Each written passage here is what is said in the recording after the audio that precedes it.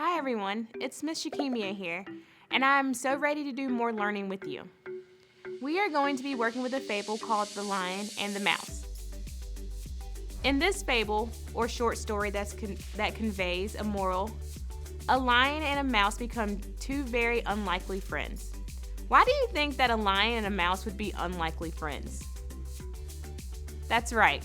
A lion and a mouse probably wouldn't be friends because one is a predator and one is a prey.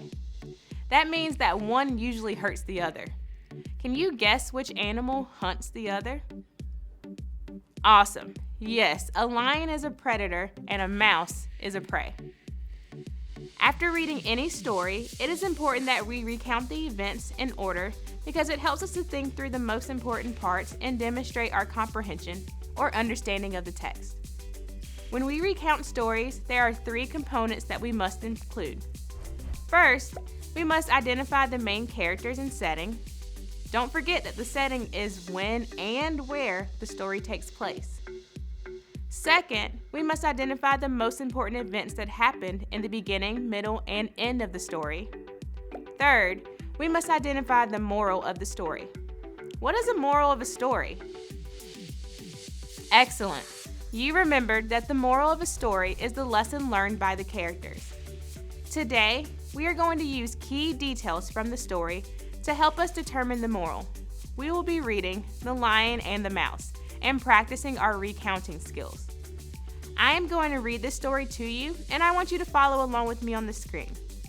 Our reading focus is to be able to recount the story's events in chronological order or in the sequence in which they occur. Let's read.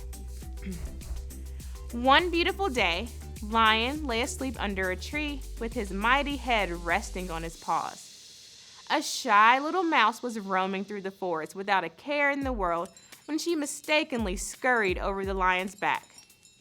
Although Mouse moved swiftly, Lion woke up and captured her in his paw at the speed of light. Lion raised his paw with the very frightened mouse dangling in the air. Who dares disturb the mighty king of all while he's resting? Mouse, trembling with fear, squeaked, "Oh, spare me, King Lion. I was only daydreaming and did not see you sleeping there. I am so terribly sorry," begged the poor mouse. "Please let me go, and someday I will be sure to repay you." Lion was very amused to think that such a tiny creature could ever help him, but he was feeling generous that day and finally let Mouse go. Days later, while stalking his prey in the forest, the mighty king stumbled upon a trap set by hunters. No matter how much Lion tried, he couldn't free himself. Feeling extremely frustrated and helpless, he filled the forest with an angry roar. At that very moment, Mouse was out for one of her afternoon strolls through the forest. She immediately knew that voice and made her way to investigate. She quickly found Lion struggling to free himself from the trap. Knowing that she could help, Mouse ran to one of the ropes that bound Lion. She began gnawing it until it unraveled, and soon Lion was free. "You laughed when I said I would repay you," said Mouse. "Now you see that even a mouse can help a lion." Okay, now that we've read the story, we are going to recount the events in chronological order. We will be using this recounting graphic organizer to help organize our thoughts. I could use your help filling in our graphic organizer. Are you up for it? Great. What's the very first thing that I have to identify before I can begin to recount this fable? Oh, that's right. I have to identify the main characters and setting. From the title, we know that there were two main characters in this story. What were their names again? That's right, Lion and Mouse. We'll add these to our graphic organizer. Next up is the setting. Remember, the setting is both where and when the story takes place. Let's start with when the story takes place. I noticed that in the first sentence, it says, "One beautiful day, Lion lay asleep under a tree with his mighty head resting on his paws." So one beautiful day is when the story takes place. So let's write that in our graphic organizer, by when. Now we need to find where the story takes place. Remember that where refers to the location of the story. I'm going to share where the story takes place, and I want you to scan the text to find the key details to support it. The story takes place in the forest. Can you scan the text and find key details that supports my thinking? Once you find something, show me a thumbs up. Are you ready? Scan. All right, time's up, and I see that lots of you found some key details. As we were scanning, I noticed that the second sentence says, Mouse was roaming through a forest. That tells me where the story takes place. Did you notice the same? You did? Awesome. Next up on our graphic organizer are the events in the beginning, middle, and end of the story. I'm going to share the most important events, and we're going to use those events to determine the moral of the story. At the beginning of the story, Lion captures Mouse after she wakes him, but then lets her go after she promises to help him one day. Why do you think this is an important event for the beginning of the story? That's right. This event was important because it's how Lion and Mouse meet. Now let's discuss the important event in the middle of the story. According to our graphic organizer, the most important event was that the lion got caught in a trap. Why do you think that's the most important event for the middle of the story? Right again. This was the most important event because it was the problem. We're always looking for a problem within the middle of the story. Finally, we have the most important event for the end of the story. According to the graphic organizer, Mouse gnawed the rope until it unraveled, which freed Lion. Now, why would that be so important? Excellent. It's important because this is the solution or how the problem was solved. Awesome work. We're going to use those three events to help us identify the moral of the story.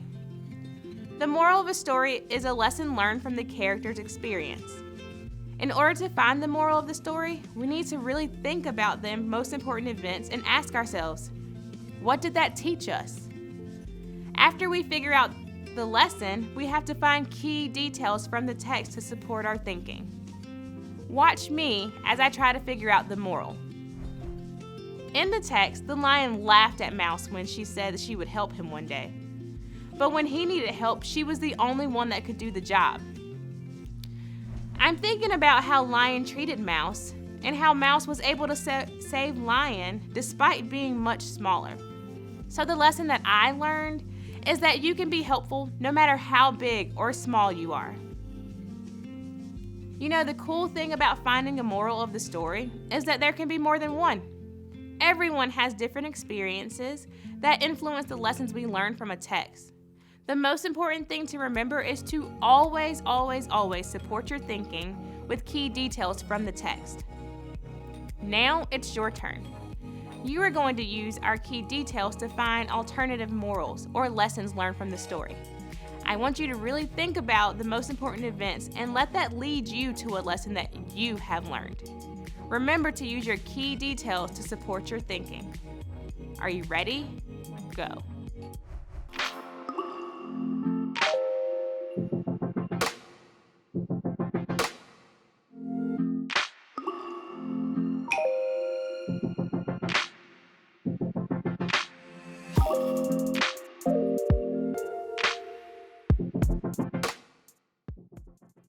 Okay, what other morals did you identify?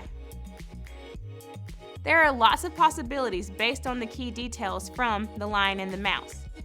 You may have said it's important to be kind, especially in this case because Lion's act of kindness, him not eating the mouse, led to Mouse's act of kindness, where she helped Lion escape from the trap. You may have also said, treat others the way you want to be treated. In this story, the lion released the mouse, and then later, the tables were turned and the mouse released the lion from the trap. Remember that there can be different morals to a story. You just need to make sure your thinking is supported by key details from the text. Looks like we've accomplished another goal. We were able to recount the events of this story, determine the moral of the story, and support our thinking with key details from the text.